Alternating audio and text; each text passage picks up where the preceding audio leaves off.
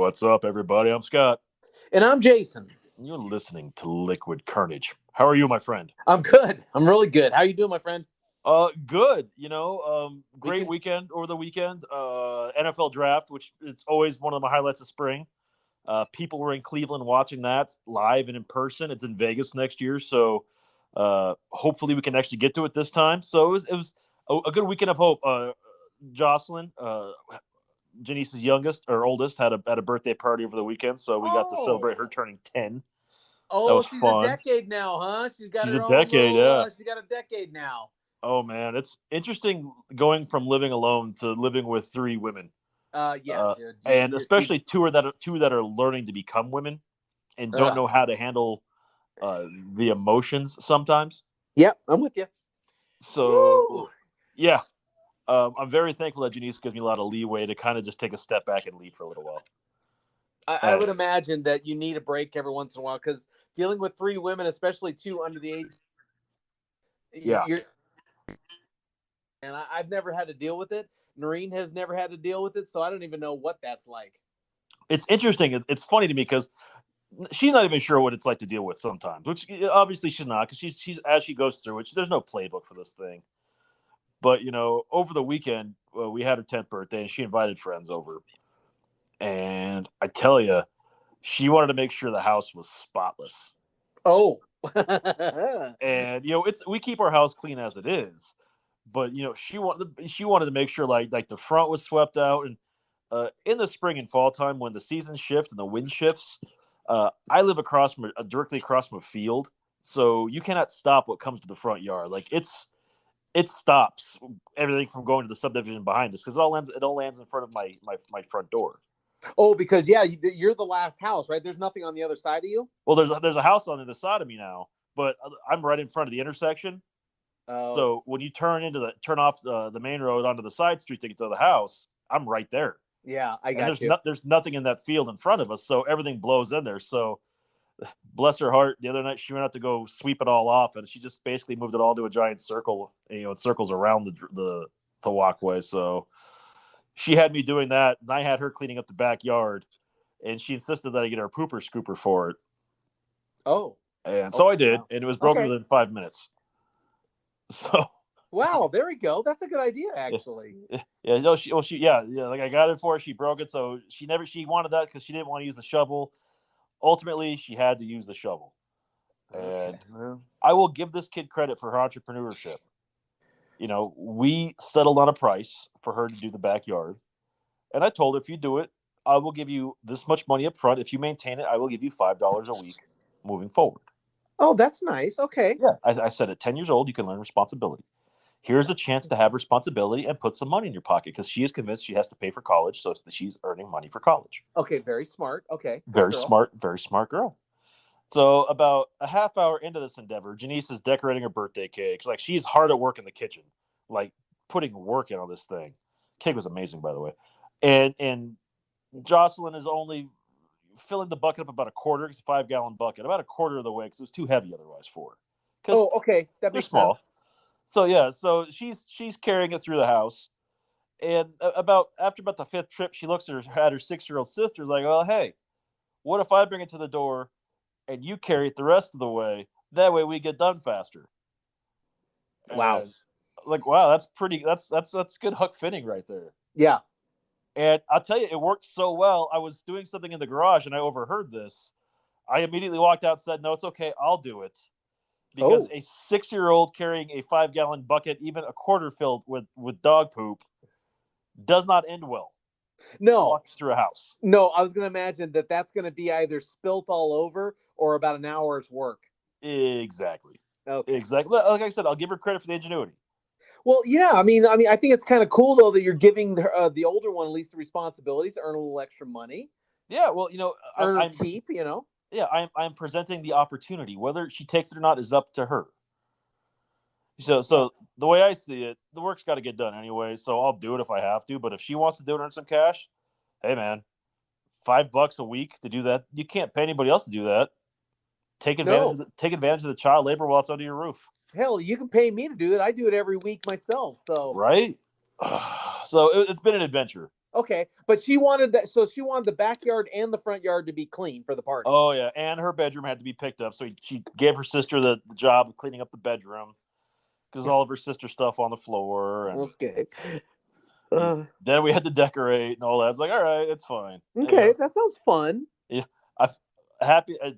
On a sad point, one of our friends' moms passed away, so I had to go to memorial service on Saturday afternoon. So I had to leave Oh no. to go do that. So I had to miss some of the chores, but I think she understood. Yeah, I hope. Well, I'm sure she did. Yeah, yeah. You know, it's interesting. Every day is an adventure. Living with three women, Yeah. and especially learning as you go.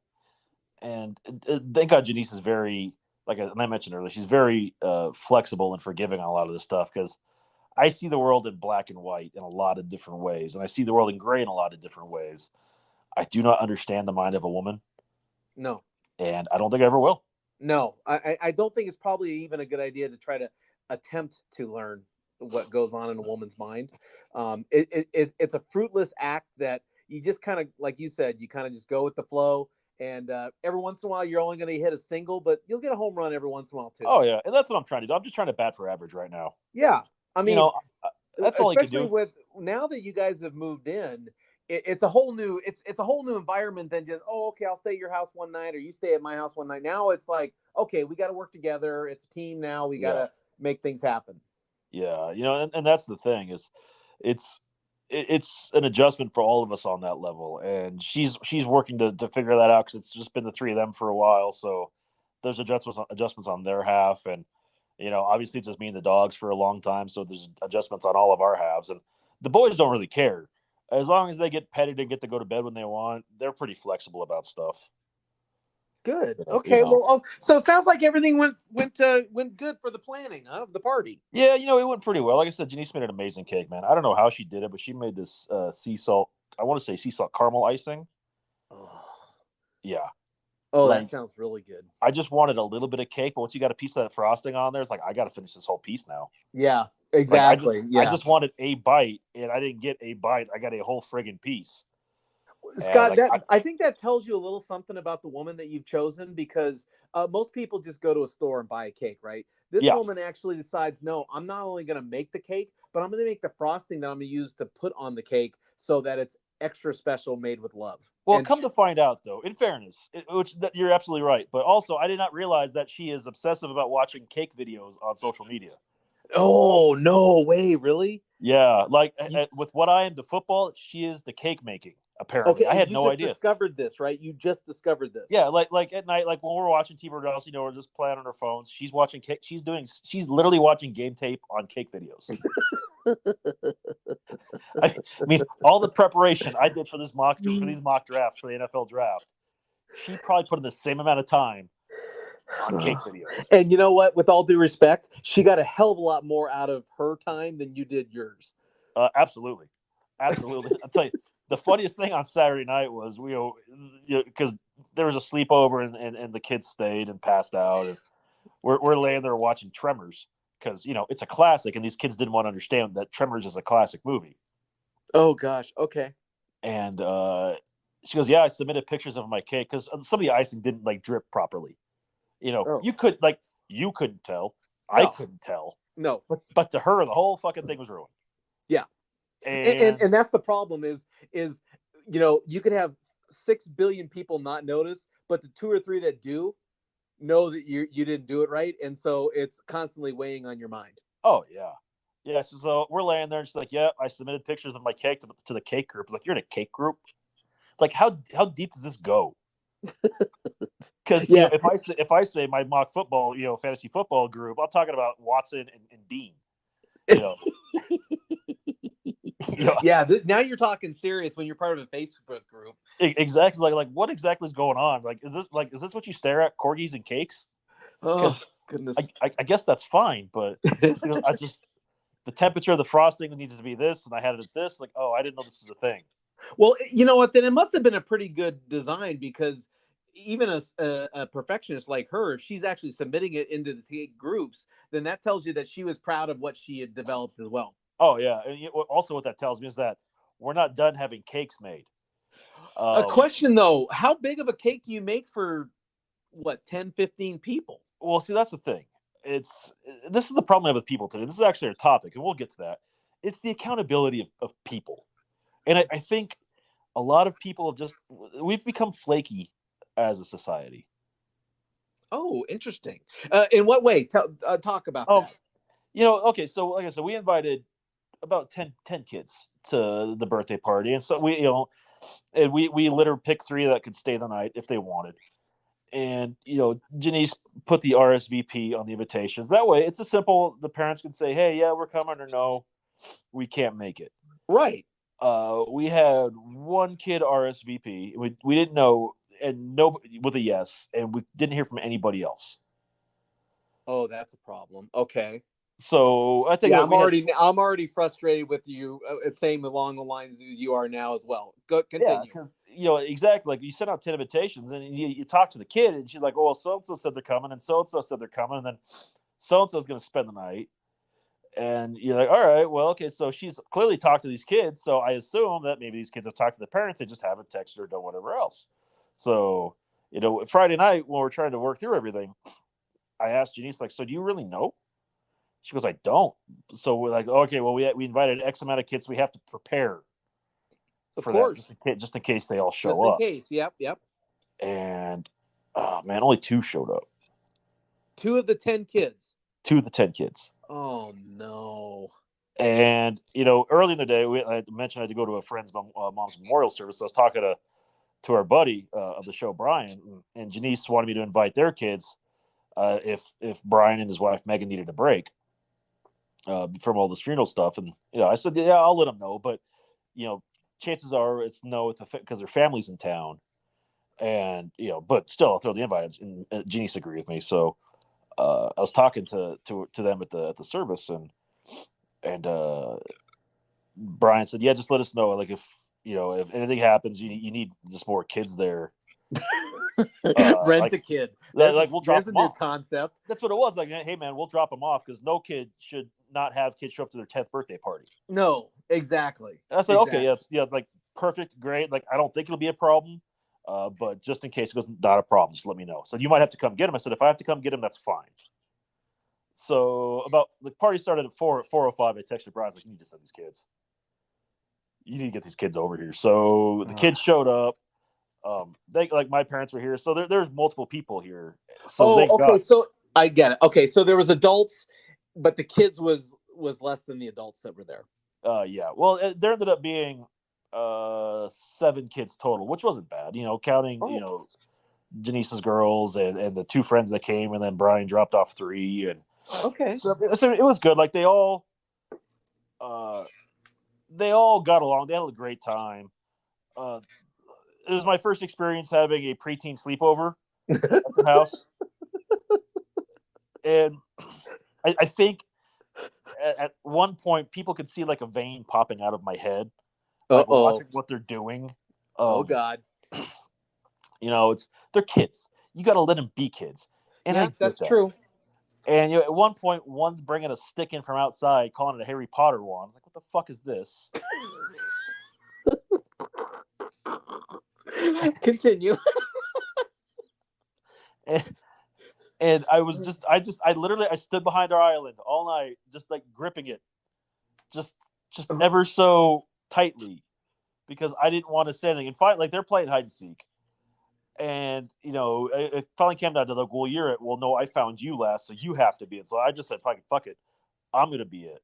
Everybody go hide.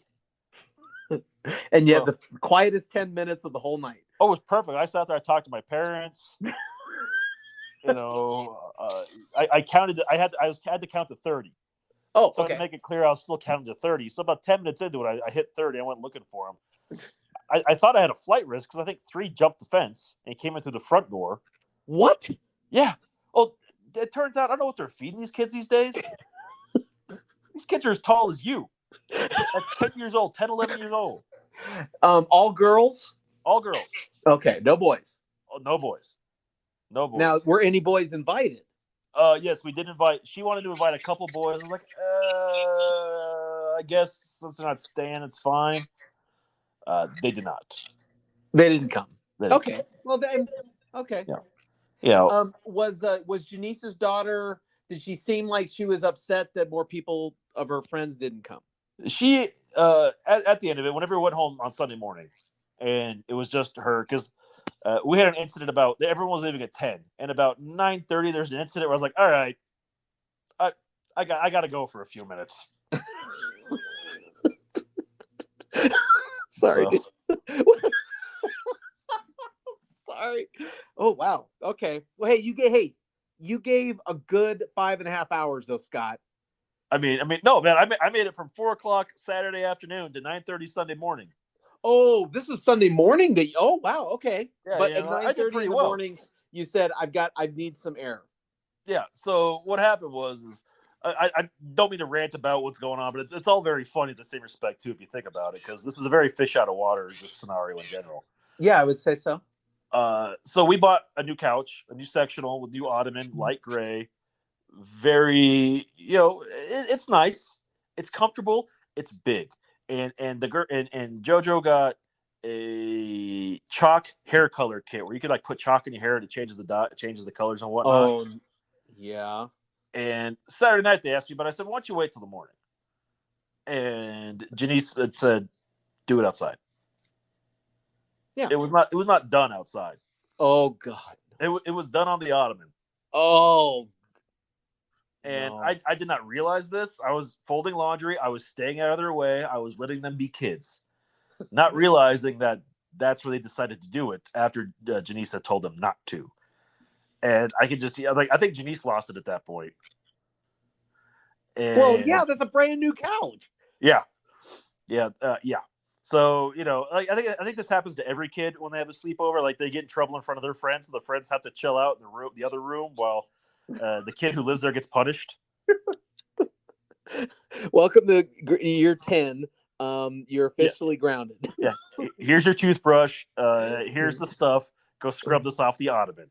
Oh, good Lord. And kids don't think, right? At that age, they're not thinking. Yeah. They don't think. And I get it. And I think one of the kids tried to blame it on Jocelyn's sister. Oh. I was like, that's about a 50-50 shot. Like, I can't be mad at her for trying because it's a very viable option. Oh. But I don't know, because she's only 6, so she's going to go with the flow. Even for being a little bossy sometimes, she's not going to attempt this. So, all in all, it wasn't bad. But at that point, like, I heard Jeanice start to get loud. So I was like, all right, you know what? I need to go get a birthday card for my dad. I'll be back. And I just kind of wandered off for about an hour or so. And, by the time I came back, everyone had gone. And it was just the three of them. And Jeanice was in there talking to Jocelyn. And she was upset because you invite 10 people and only 2 show up. And she was really upset, that she thought her friends lied to her. And Jeanice, and that kind of broke my heart too, because I know it's not the kid's fault, and Jeanice knew that too. It's like at some point, she said, you get invited to how many birthday parties, and we don't go to all of them. I mean, things happen, things come up. We have other things we have to go do, and that's just the way it is. I mean, it'd be nice if the parents would say something, but it's not your friend's fault. But just kind of seeing her a little heartbroken over that. But she kind of perked up a little while. We took her to Chili's for lunch and and hung out with us. Then by the time we got home, it was back to just everything normal. But still, just kind of seeing the look on a kid's face when they don't understand that. And it takes a lot to understand that it's not their fault, the kid's fault. Generally, it's the parents' fault. But also, preteen girls are cruel, man. Oh, are they? Oh my God. This is like a junior high flashback, but with cell phones. Oh, no. Yeah, okay. And that's a very sketchy age where you're trying to find out where you belong and who you belong with and who your tribe is. Because you remember being that age. If you don't have the right tribe, man, it could be a miserable experience. Frankly, I'm surprised I even survived because I was not part of a tribe back in my preteens. I mean, I was, I didn't. I was kind of, I wasn't disliked, but I wasn't like in a group of friends or anything like that. No, that wasn't me. Yeah, and I don't think I found my tribe until I think my junior year of high school. Yeah, I think I think it was my sophomore year is when I kind of met a tribe, and then I became. They elected the official student council offices the spring before the next year. Uh-huh. So I won student or junior class president in student council in my sophomore year, and then the next year I was really popular, and then I became all student body president. But then my senior year, I didn't care too much about school anymore because I was ready to move on to college. So I kind of just studied more and didn't do a lot of the Yeah. social what I could have.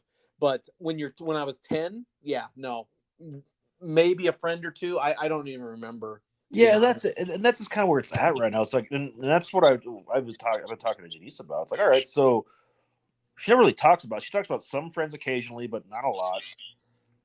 Who does she hang out with? Do we know their parents? Well, I have friends with kids her age, but trying to get schedules. Turns out trying to get schedules together. You have kids. Okay. Oh, it's terrible. Yeah. Especially now that the world's opening back up, everybody's trying to go out and do everything. Yeah. Well, and I mean, and I'm sure at that age though, she's looking at it as a reflection of they don't like me. Yeah. Instead of they were busy, it was a bad weekend for the family. Parents are still freaked out about COVID. It could have been exactly. I mean, there's reasons, yeah. There's obviously outlying factors, and I think once we explained it to her, she was cool with it. It's just kind of heartbreaking to see because she was really looking forward to it, and ultimately she said she had fun and she wanted to do hang out with these kids again. So I mean, it's cool, but still, it's just getting past that initial just like shock and like you hurt for kids like that because they're good kids, they don't know any better. Yeah, well, I mean, I think it's a fine line. One of the big things that they're talking about is how much mental issues kids are having because of the isolation, and and then you compound it with everything is based on how many friends you have in today's youth. So when your friends don't show up, well, then all these kids have iPhones too.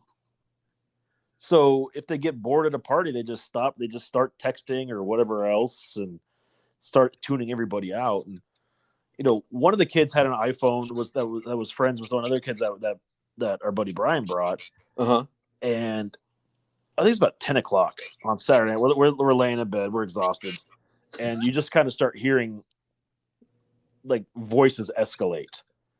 Like, I did not say that. I didn't say it. Just how like it starts getting bad. I was like, oh shit. So who took care of that situation? That was Jeanice. Okay, you knew if you dropped the hammer, they'd be crying. Well, it's like, oh god, like they're screaming, and then it's like you start in those few seconds, you start planning like the worst in your head, like, oh god, what happened? What was said? Someone's gonna want to go home. We're gonna have to text parents. Like, what's the deal? And thank God it wasn't. They just had FaceTime one of the kids that was here, and they were selling an argument. Oh, okay, that's good. So it was good. It was good. But then I was like, all right, put your phones away. Quit FaceTiming at 10 o'clock at night. You're done. Okay, well, Scott, I think that when my birthday comes up in August, I want to sleep over and cake at your house. Oh, that's fine. Okay, I will let Jeanice know that's your. That's what yeah, you want. I'm going to invite 10 or 20 people. That's fine. But I probably only may get one or two. Okay, that's fine. So, have friends ready to show up if in a pinch. Yeah, it's a little bit different for people like you because adults can make their own decisions for adult parties. Well, I think also too, you and I are both the type of people like, hey, I invited 20 people, 3 showed up. Oh, 3 of us are gonna rage. Okay, yes. Good. I hope you're hungry. I got food for 40. Exactly. Yeah, we got plenty of food, plenty of booze, and we might go streaking later. I mean, we're having a good time, and I think that's the best part of this whole thing is she had a good time. Yeah, she after a while didn't care that their other friends didn't show. Like, she showed up, or she just enjoyed it with who was there. There was laughing, there's carrying on, they played games, there's cake, there's presents. So ultimately it was cool.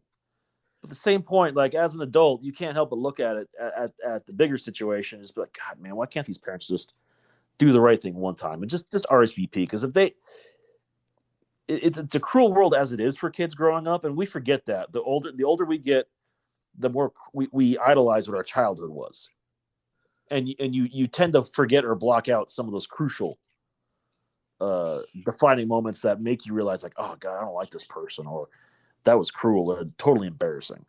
Right? Yeah. That's funny that you say that because now that I'm looking back on some of my childhood experiences, I wouldn't say that I blocked them out, but you don't put a lot of energy or focus on them Yeah. because you realize if I did that, I'd probably put myself into a fetal position. You know what I mean? Like, Oh yeah. but now that I'm thinking back, it's like, no, I had some shitty things happen to me in my childhood too. Yeah. And that's just it. Part of growing up is being cruel, and or being and someone being cruel to you too, because that's you don't know how to deal with everything. It's just Right. it's I think a natural process, but I think finding your tribe and your friends also helps mitigate that. And I think trying to find that at 10 years old, and I look back, I realized that some of my closest friends at that age were because our parents were friends. So we Oh, hung out okay. all the time, regardless. Yeah. So schools didn't make a difference because we knew each other. Right. And that's kind of what dawned on me this whole thing. It's like, well, we need to make more of an effort with our friends, like because we hang out with Dean and Daniel quite a bit because their daughter's the same age, and they've had sleepovers at each other's houses now, so it's okay. Right. But getting to that point where they're cool with it, they're comfortable with it, um, and the parents, that's the other side of it too. So that way you can call like, hey man, I got beer, the kids are having a party, come hang out, and they do. Well, and I don't know about you, Scott, but in my experience when I was a kid, the focus on the social status or the financial status of the families was not in play when I was a kid.